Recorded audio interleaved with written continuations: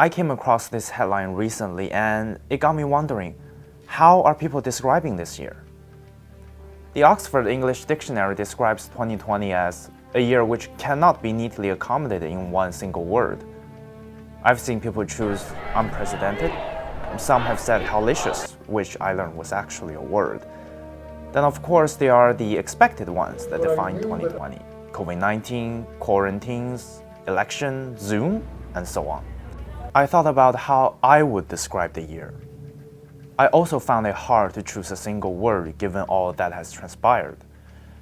But for me, in the end, I settled on faith, the trust and confidence in things. 2020 shook our faith, no doubt, mine included. I'm one of the so-called millennials who have grown up in the era of rapid technological innovation, the internet, and the expansion of globalization. So, in the world to which I've grown accustomed, students don't lose their visa eligibility just because they choose so-called sensitive majors. The apps we use every day to chat don't become suspicious all of a sudden. And science, well, is science. It turns out, my faith in how the world works hasn't exactly been backed up by reality lately. As it stands, political polarization is preventing cooperation. International power politics is poisoning interpersonal exchanges. And even the legitimacy of science isn't getting universal acknowledgement. Are we really living in the 21st century? If we want to pin all this on the politicians, we can. We've seen leaders taking care of their own political futures over taking care of their people at the height of the pandemic. But aren't they actually reflecting at least a segment of the citizenry they serve? Through government bureaucracies, leaders magnify their constituents' voices and concerns.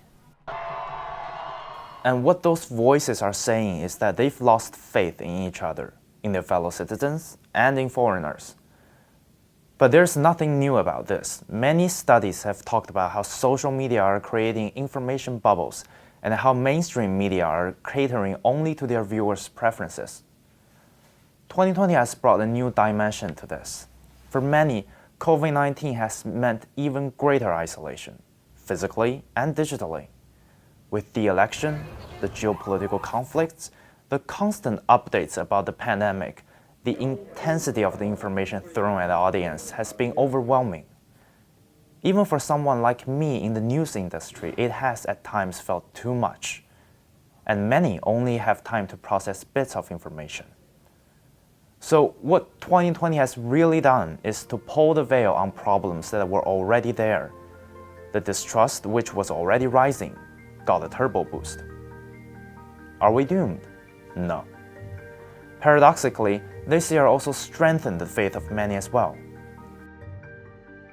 For some of us, we had faith in our systems to handle the threats, and it was validated. Some suffered great personal loss, but family consolation steadies them.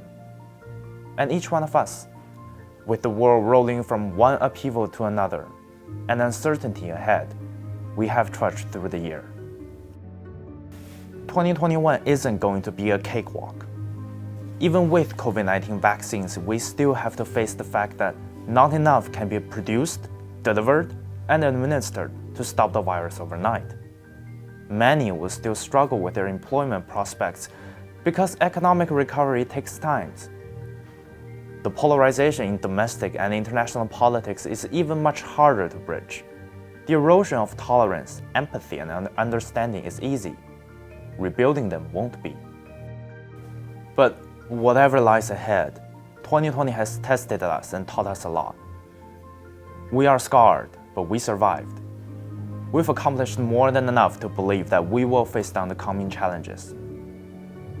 For now, no matter where you are and how you are, enjoy the holidays and have a happy new year.